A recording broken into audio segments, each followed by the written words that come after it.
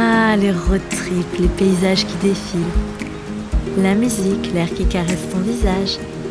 La légèreté. Ça te tente ? Allez, monte à bord.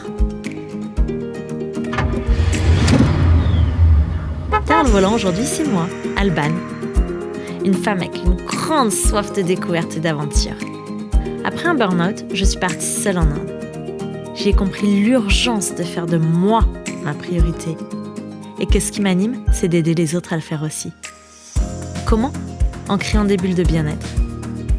Des endroits sûrs, loin du stress du quotidien, où se côtoient massage, récits de voyage, art-thérapie et human design. Ce van, c'est l'une de ces bulles.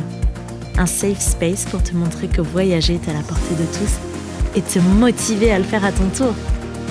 Alors boucle ta ceinture et let's go!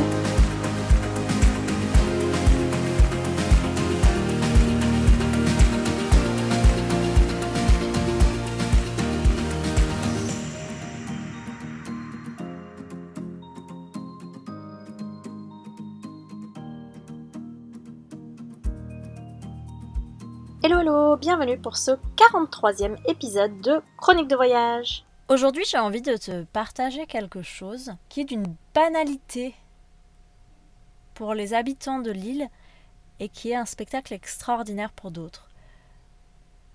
Cette scène me rappelle à quel point c'est important de s'émerveiller en permanence. Et d'ailleurs, s'émerveiller, c'est mon mot pour 2024. Je veux toujours garder mon âme d'enfant et je trouve que c'est important de s'émerveiller de tout. En avril 2022, pendant un road trip à travers l'Europe, à bord de notre fidèle destrier Gigi, qui est d'ailleurs en vente, si tu veux les informations, je te mets le lien dans la description. On s'est rendu avec Bernardo sur une petite île grecque qui s'appelle Kefalonia. Alors en français, c'est Céphalonie. Lui était déjà venu auparavant et était vraiment tombé amoureux de cette île. Et du coup, il avait voulu me la faire découvrir, donc on y allait pendant notre road trip. Et en fait, c'est une île magique parce que où que tu sois, tu vois mer et montagne. Donc c'est très très beau. Et pour le moment, en tout cas, ce n'est pas encore envahi de touristes. Donc c'est très agréable. Les plages sont magnifiques. Mais c'est pas de ça que j'ai envie de te parler aujourd'hui. C'est une autre chose incroyable. Et comme je te disais, pour les locaux, c'est une banalité. Alors que c'est un spectacle que tu n'auras pas l'occasion de croiser tous les jours. À Argostili, qui est en quelque sorte la capitale de cette île, tous les matins, les pêcheurs rentrent au port.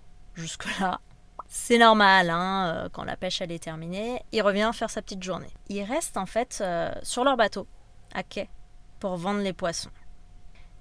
Ils sont frais mes poissons! Oui, tu peux imaginer la scène dans Astérix Obélix, avec Ordre Alphabétix qui crie. Oui, j'ai vérifié son nom, je l'avais plus en tête. Et ceux-là, ils sont vraiment frais parce qu'ils viennent d'être pêchés. Et du coup, ils les vendent directement sur leur bateau. Et ce qui se passe, en fait, c'est que donc pour les gens qui achètent, dès que quelqu'un veut un poisson, le pêcheur les vide et il rejette à la mer la partie qui ne se mange pas pour l'être humain.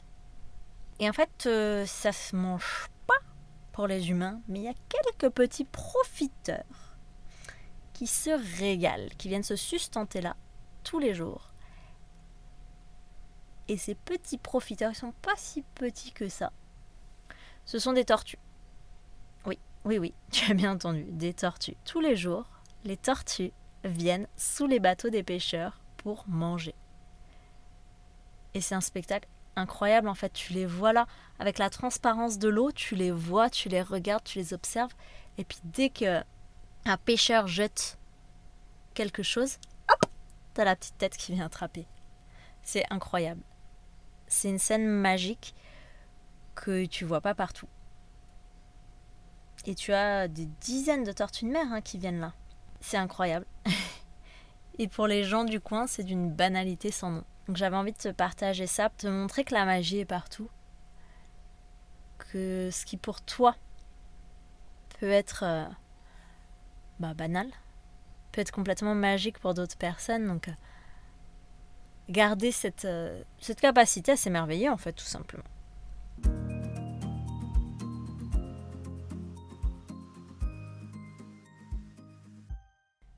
Et en parlant de tortues, j'ai envie de te raconter encore quelques anecdotes, parce que j'en ai plusieurs. C'est un animal qui me plaît beaucoup. Et on était récemment au Brésil, à Saint-Sébastien, où il y en a beaucoup. On était un peu triste parce qu'on allait faire un baptême de plongée sur la plage aux tortues. Il n'y en avait pas ce jour-là. Mais quelques jours plus tard, en marchant, en promenant Bianco, j'arrête Bernardo, je dis « Mais regarde, on dirait une tortue ». On attend un peu, et là, on voit effectivement une tortue sortir sa tête. Et quelques minutes plus tard, une autre plus petite. 2 tortues qui étaient là, juste à côté de nous. Incroyable. Et quelques semaines après, Bernardo a eu l'incroyable surprise. Il faut savoir que c'est son animal préféré. Il était en train de nager sur une des plages de Rio de Janeiro. Il nage. Il voit un truc un peu bizarre sous l'eau. Il met la tête sous l'eau, il ouvre les yeux. Et là, il se trouve nez à nez avec une tortue. Il sort de l'eau pour venir me raconter tout content. Et il y retourne. Et ça se passe une 2e fois. Alors je ne sais pas si c'était la même ou s'il avait 2 tortues, mais en tout cas 2 fois, il a pu nager avec une tortue à Rio.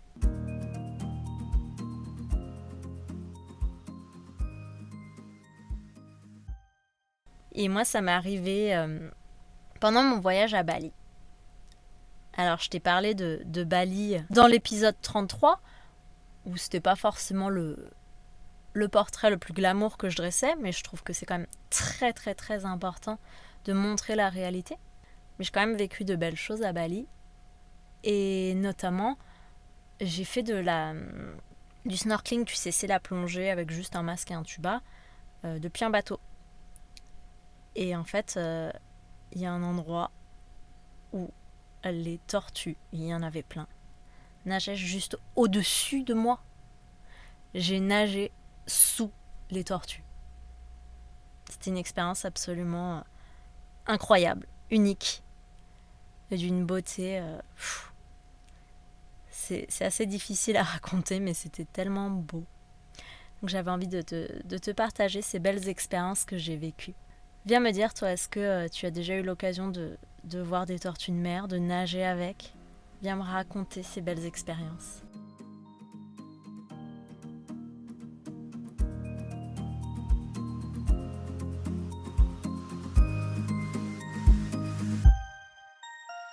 Merci pour ce beau moment. Je suis tellement contente que tu sois venue en road trip avec moi aujourd'hui. Si ça t'a plu, viens me raconter ce qui t'a marqué sur Instagram. Et si tu veux que d'autres puissent profiter à leur tour de ce moment d'évasion, laisse 5 étoiles sur ta plateforme préférée. À la semaine prochaine et qui sait, peut-être que je te laisserai le volant.